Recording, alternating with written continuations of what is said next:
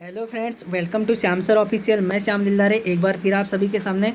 Friends, आज हम कक्षा 12वीं के रसायन शास्त्र का चैप्टर नंबर 2 कवर कर रहे हैं, जिसका नाम है विलयन। तो फ्रेंड्स, आज के इस वीडियो में नॉर्मलता से संबंधित कुछ गणितीय प्रश्न के बारे में अध्ययन करने वाले हैं और मूलरता और नॉर्मलता में संबंध के बारे में अध्ययन करने वाले हैं। और साथ ही साथ फ्रेंड्स, आज हम थोड़ा मोल प्रभाज का क्विक रिवीजन करने वाले हैं। तो ठीक है फ्रेंड्स, चलो वीडियो स्टार्ट करते हैं।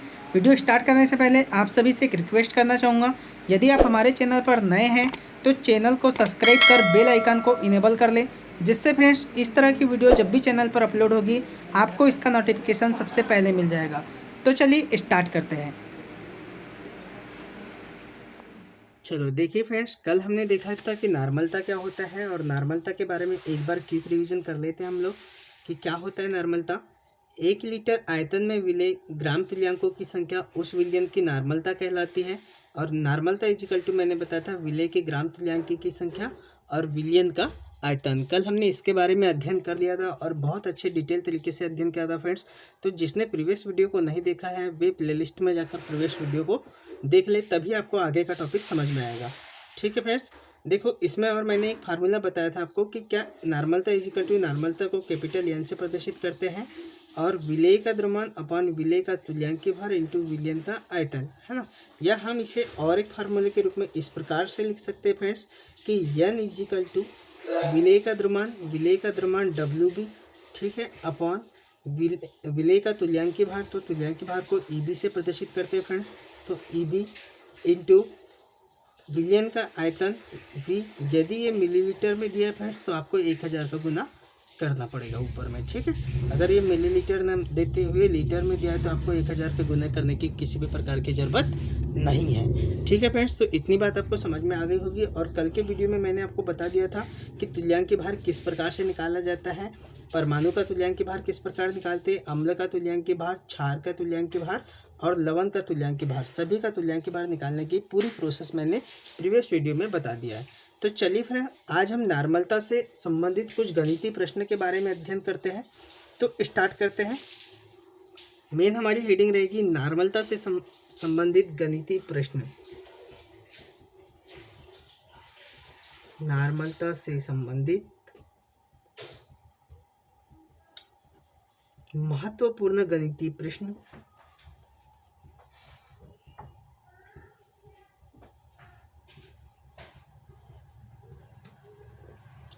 फार्मूला के हिसाब से हमको क्या हमको परिभाषा के अकॉर्डिंग फार्मूला याद रखना है कि 1 लीटर विलयन में उपस्थित विलय के ग्राम तुल्यांकों की संख्या उस विलयन की नॉर्मलता कहलाती है। इसे कैपिटल एन से प्रदर्शित करते हैं। कैपिटल एन इजिकल टू विलय का द्रव्यमान WB अपॉन विलय का तुल्यांकीय भार EB इंटू में V। यदि मिलीलीटर में दिया है तो आपको 1000 का गुना करना पड़ेगा, ठीक है फ्रेंड्स। यदि ये लीटर में दिया है तो आपको 1000 के गुना करने की किसी भी प्रकार की ज़रूरत नहीं है, ठीक है, अपॉन EB इंटू V, और यह आपको देगा लीटर में, ठीक है। तो आपको इधर गुना करने की किसी भी प्रकार की ज़रूरत नहीं है। इतनी बात आपको समझ में आ गई फ्रेंड्स। तो चलो हम पहला प्रश्न देखते हैं, नॉर्मलता से संबंधित फर्स्ट प्रश्न।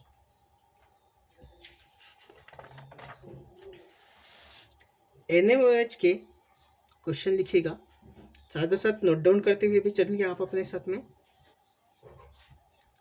NaOH के 1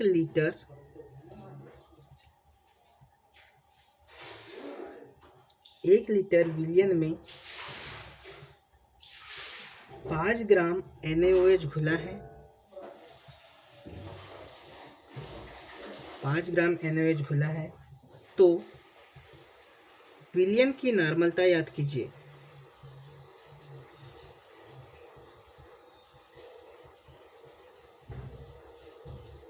विलयन की नॉर्मलता याद कीजिए।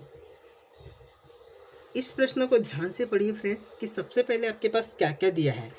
आपको दिया है सोडियम हाइड्रोक्साइड के 1 लीटर विलयन में 5 ग्राम NaOH घुला है ना।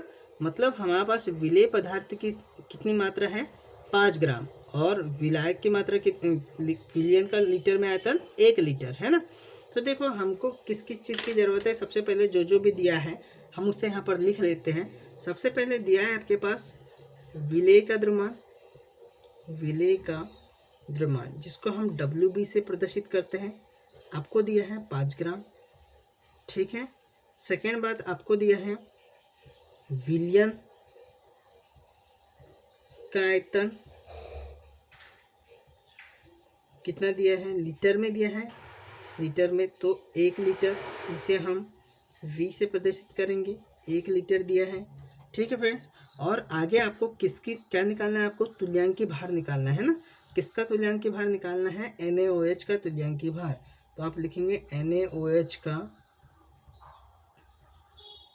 तुल्यांकी भार, जिसको हम EB से प्रदर्शित करते हैं। तो EB इजिकल टू क्या होगा, है ना। तुल्यांकी भार कैसे निकालते हैं, कल मैंने आपको बताया था कि NaOH का तुल्यांकी भार आपको किस प्रकार निकालना है ना फ्रेंड्स। तो NaOH का तुल्यांकी भार निकालने के लिए आपको बताया था कि NaOH में क्या, अनुभार अपान अम्लीयता, है ना। अम्लीयता किसकी, NaOH को 2 भागों में तोड़ सकते हैं हम, Na प्लस OH, तो Na प्लस आयन में टूटेगा और OH माइनस आयन में। अम्लीयता क्या होती है, OH माइनस आयन, है ना। OH जो OH माइनस आयन होता है उसके आगे की संख्या, ठीक है, इसको हम क्या कहते हैं, अम्लीयता कहते हैं, ठीक है। तो अब हम देखिए यहाँ पर सोडियम, सोडियम का कितना, इनका सबसे पहले आपको अनुभार निकालना है अपन अम्लीयता। तो अनुभार निकालते हैं सबसे पहले, अनुभार अपान अम्लीयता। देखो अनुभार सोडियम हाइड्रोक्साइड का, sodium 23 into 1 plus oxygen 16 into 1 plus hydrogen 1 into 1, कितना निकल गया, 23 का 23 प्लस 16 हो गया तुम्हारा 40, 40 बटे अम्लीयता कितनी है फ्रेंड्स 1, तो 1, तो इसका मतलब 40 इसका क्या निकल गया अपने पास, तुल्यांकी भार का मान निकल गया, ठीक है। तो चलिए मान रखते हैं हम लोग। फार्मूला क्या होता है, N इजिकल टू होता है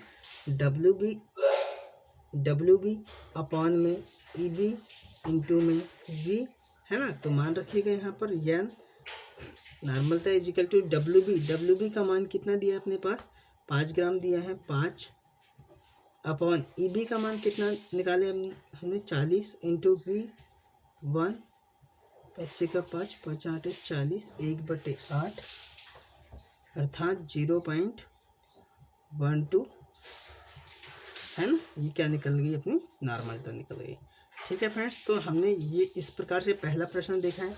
दूसरा प्रश्न और तीसरा प्रश्न आपके लिए होमवर्क के लिए है। आप इसको होमवर्क कंप्लीट करके कमेंट बॉक्स में आंसर दीजिएगा कि आपका आंसर कितना आया, ठीक है।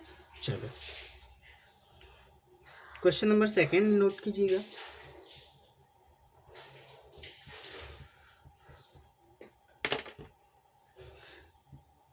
NaOH के सोडियम हाइड्रोक्साइड के 2 ग्राम 250 मिलीलीटर विलयन में घुले हैं, विलयन में घुले हैं। नॉर्मलता याद कीजिए, नॉर्मलता याद कीजिए। देखिए फ्रेंड्स, यहाँ पर भी मैं आपको बस दो बता देता हूँ कि किस प्रकार से आपको हल करना है। सबसे पहले फार्मूले में किस किस की ज़रूरत पड़ रही है, नॉर्मलता is equal to WB upon EB into में V। यदि ये मिलीलीटर में दिया है तो आपको 1000 का गुना ऊपर में कर देना है लीटर में चेंज करने के लिए, ठीक है। देखिए हमारे पास विलियन का लीटर में आयतन 250 मिलीलीटर दिया है, ठीक है। NaOH का कितना ग्राम, 2 ग्राम, तो NaOH EB का WB का मान निकल गया 2, है ना, इंटू 1000। और EB का मान तो अभी हमने निकाले थे, कितना निकलता है, सोडियम हाइड्रोक्साइड के लिए तुल्यांकी भार का मान 40 निकलता है। तो मान को यहाँ कर देना है और उसके बाद में काटाकुटी जो भी है, आपका जो भी आंसर आएगा वो आपका राइट आंसर होगा, ठीक है। ये हो गया दूसरा क्वेश्चन। चलिए फ्रेंड्स, क्वेश्चन नंबर तीसरा, ये भी आपके लिए होमवर्क के लिए रहेगा। Na2CO3 सोडियम कार्बोनेट के 5.3 ग्राम 500 मिलीलीटर विलयन में घुले हैं, विलयन में घुले हैं। विलयन की नॉर्मलता याद कीजिए। ये सभी जो प्रश्न बता रहा हूँ मैं, गणितीय प्रश्न, ये सब नॉर्मलता से संबंधित है। इसके पहले हम मोलरता और मोलरता से संबंधित गणितीय प्रश्न के बारे में पढ़ चुके हैं। विलयन की नॉर्मलता याद कीजिए।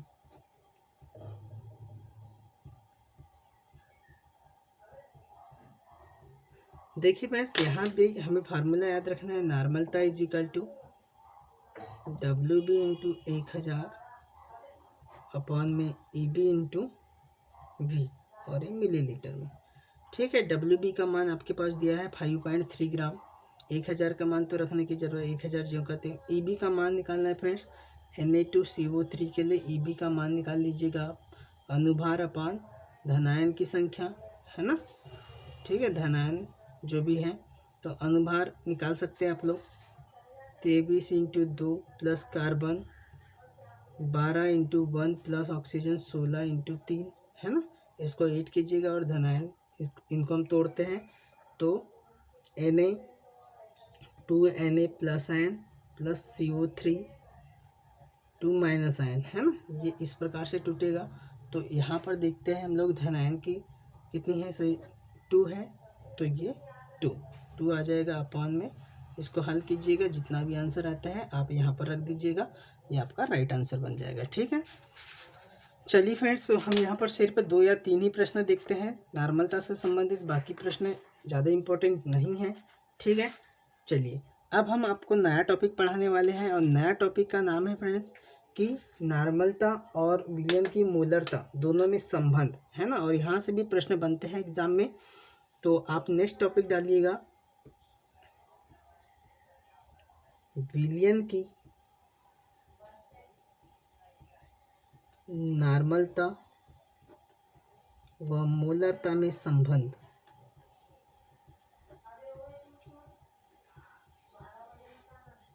मोलरता में संबंध।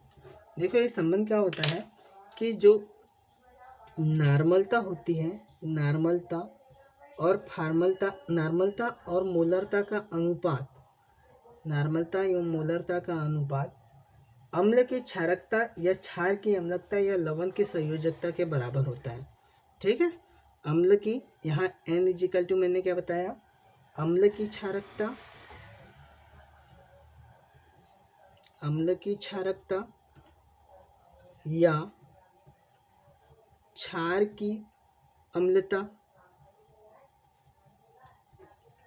या लवण की संयोजकता, लवण की संयोजकता। और यह भी हमने निकाले भी है, संयोजकता किस प्रकार से, अम्ल की क्षारकता, क्षार की अम्लता है ना, और क्या, लवण की संयोजकता, हमने इसे निकाल के देखा भी है।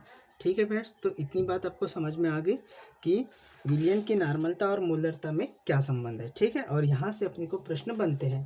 ठीक है फ्रेंड, तो चलो हम लोग पहला प्रश्न देखते हैं, इससे संबंधित गणितीय प्रश्न।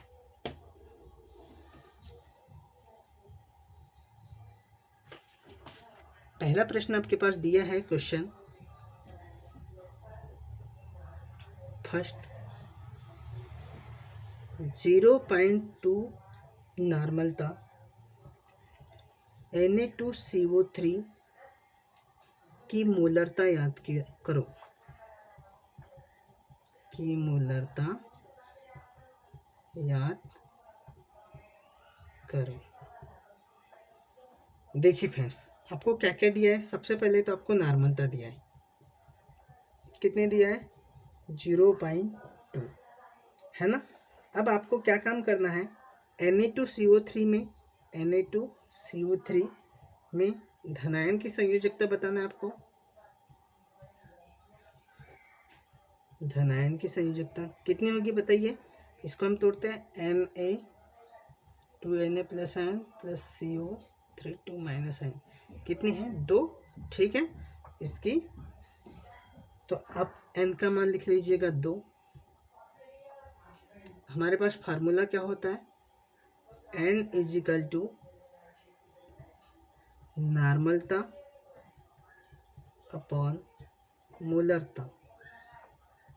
देखिए मैं एन का मान कितना दिया अपने पास 2, नॉर्मलता कितना निकल गया 0.2 अपॉन मोलरता का मान याद करना है। ठीक है, तो अब इसको हम मोलरता is equal to M is equal to निकालेंगे तो 0.2 अपॉन में कितना 2। ठीक है फ्रेंड्स, दशमलव के हटा दी 0, इसका मान आ गया 0.1 मोल, है ना। इसको हम क्या कहते हैं, नॉर्मलता और मोलरता में संबंध, है ना। और ये प्रश्न बनते हैं और बहुत इजी प्रश्न है। ठीक है फ्रेंड्स, इसी तरीके से मैं 2-4 प्रश्न आपको देता हूँ होमवर्क के रूप में, आपको उसे कंप्लीट करना है और कमेंट बॉक्स में उसका आंसर जरूर देना है।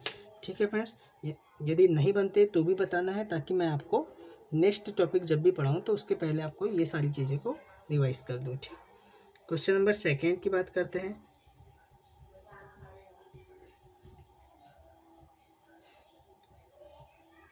टू मोल H2SO4 की नॉर्मलता याद कीजिए।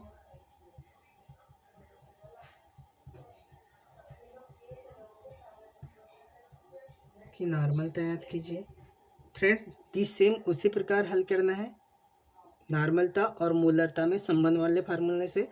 N इजिकल टू नॉर्मलता अपॉन मोलरता। आपके पास मोलरता का मान दिया है, आपके नॉर्मलता का मान याद करना है। ठीक है, अब आपको वही निकालना पड़ेगा, H2SO4 की क्षारकता, है ना। H2SO4 अम्ल है और अम्ल की आपको क्षारकता निकालना पड़ेगा। तो अम्ल की क्षारकता आपको निकालना सिखा दिया मैंने, अम्ल की, क्षार की, लवण की, परमाणु की। ठीक है, सबके बारे में मैंने अध्ययन करवा दिया हूँ। ठीक, इसी प्रकार 3rd क्वेश्चन लिखिए होमवर्क के रूप में। 0.1 मोल NaOH की नॉर्मलता याद कीजिए।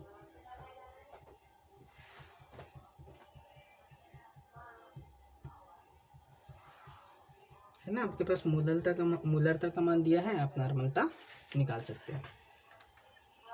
ठीक है फ्रेंड्स, और कुछ क्वेश्चन, चलो एक क्वेश्चन लिख लीजिएगा।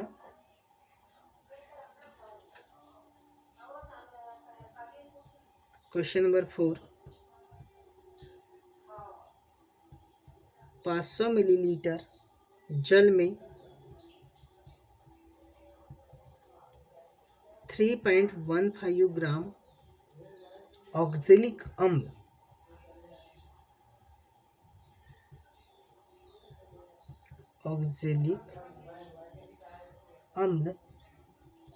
है। इस विलयन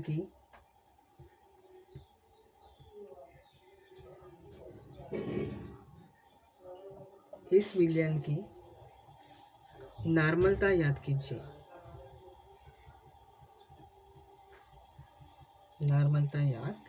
कीजिए। ठीक है, इस विलयन की आपको नॉर्मलता याद करना है। तो ये क्वेश्चन भी आपको यूज करना है। अब आपको ऑक्जेलिक अम्ल का अणुसूत्र नहीं पता होगा तो आपको इसे सर्च करना है फ्रेंड्स। आप जब सब सर्च करने जाएंगे तो एक नहीं बहुत सारी चीज़ें मिलेंगी। ठीक है, तो आप बताइए कमेंट बॉक्स में कि ऑक्जेलिक अम्ल का अणुसूत्र भी क्या होता है। ठीक है, चलो, तो हमने यहाँ पर कुछ प्रश्न देख लिए हैं जो आपके एग्ज़ाम की दृष्टि से बहुत इंपॉर्टेंट है। एग्ज़ाम में कभी कभी आंगिक प्रश्न पूछ लिए जाते हैं और वो इसी लेसन से ज़्यादा पूछने के चांस बनते हैं। ठीक है फ्रेंड्स, तो आपको पूरा याद करना है। चलो, अब हम नेक्स्ट टॉपिक के बारे में बात करते हैं फ्रेंड्स, और नेक्स्ट टॉपिक हमारा रहेगा मूल प्रभाज। और मूल प्रभाज के बारे में पिछली बार मैंने बता चुका हूँ, और आज हम मूल प्रभाज से संबंधित कुछ गणितीय प्रश्न के बारे में अध्ययन कर लेते हैं। उसके पहले हम मूल प्रभाज का क्विक रिवीजन कर लेते हैं कि मूल प्रभाज होता क्या है ना। मूल प्रभाज मैंने बताया था विलायक या विलेय के मोलों की संख्या तथा विलयन में उपस्थित कुल मोलों की संख्या का अनुपात, इसे हम क्या कहते हैं, मूल प्रभाज कहते हैं। एक बार आप लोग देख लीजिए, मूल प्रभाज हमने कहा फ्रेंड कि विलायक किसी विलयन में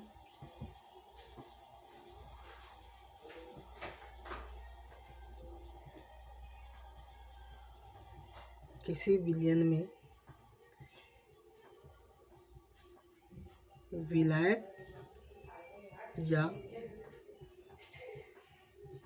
विलय के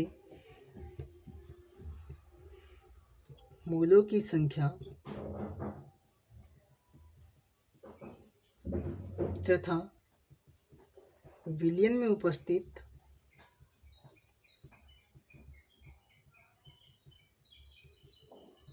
कुल मूलों की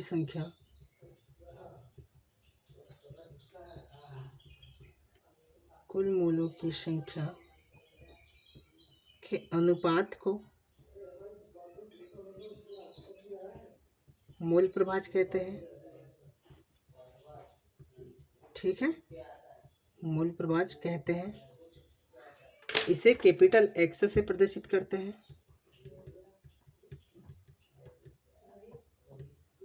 इसे कैपिटल एक्स से प्रदर्शित करते हैं।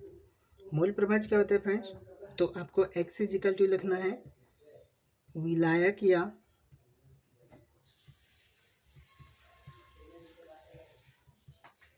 विलय के मूलों की संख्या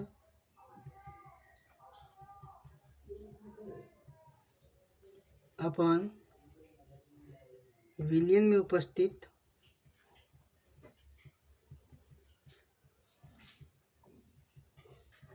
कुल मूलों की संख्या। कुल मूलों की संख्या क्या कहलाता है अपने पास?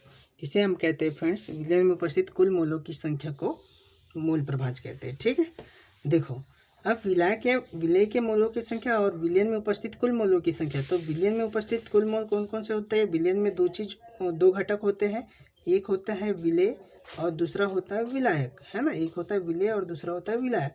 तो इन दोनों के मूलों की संख्या ही किसकी कहलाएगी? विलयन में उपस्थित कुल मूलों की संख्या, इन दोनों के मूलों की संख्या का योग। अब बात करते हैं फ्रेंड्स हम लोग विलायक का मूल प्रभाज। तो विलायक का मूल प्रभाज के लिए आपको मैंने इसके पहले भी बता दिया हूँ कि विलायक जो है इसे हम ए से प्रदर्शित करेंगे और विलायक का मूल प्रभाज निकालना है तो ये एक से हो जाएगा, है ना। विलायक या विलय के मूलों की संख्या, तो जब यहाँ विलायक की बात आती है तो विलायक ही हीरो होगा, तो आपको यहाँ विलायक ही लिखना है। विलायक के मूलों की संख्या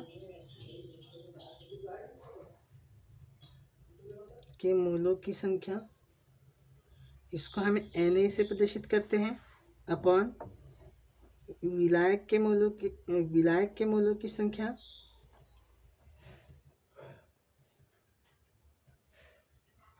प्लस विलय के मूलों की संख्या।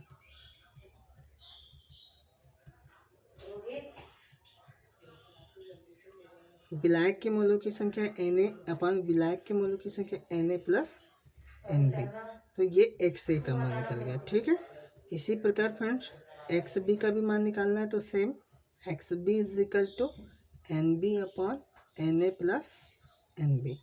ठीक है, तो ये हो गया अपने पास जिसका हम कहते हैं मूल प्रभाज। ठीक है, और मूल प्रभाज में मैंने आपको एक चीज़ भी बताया था कि विलायक और विलय के मूल प्रभाज का योग कितना होता है? हमेशा 1 होता है। ठीक है फ्रेंड्स, ये भी बात आपको याद रखना है। चलिए अब हम इससे संबंधित गणितीय प्रश्न के बारे में नेक्स्ट डे अध्ययन करेंगे फ्रेंड्स। तो आज की वीडियो यहीं तक, है ना। आपको अच्छे से पूरे क्वेश्चन को हल करना है और कमेंट बॉक्स में उसका आंसर देना है। और फ्रेंड्स आप यदि हमारे चैनल पर नए हैं तो चैनल को सब्सक्राइब कर दीजिएगा और अपने पढ़ने वाले साथियों में इसे ज़रूर शेयर कीजिएगा। ठीक है, thank you watching for video. जय हिंद।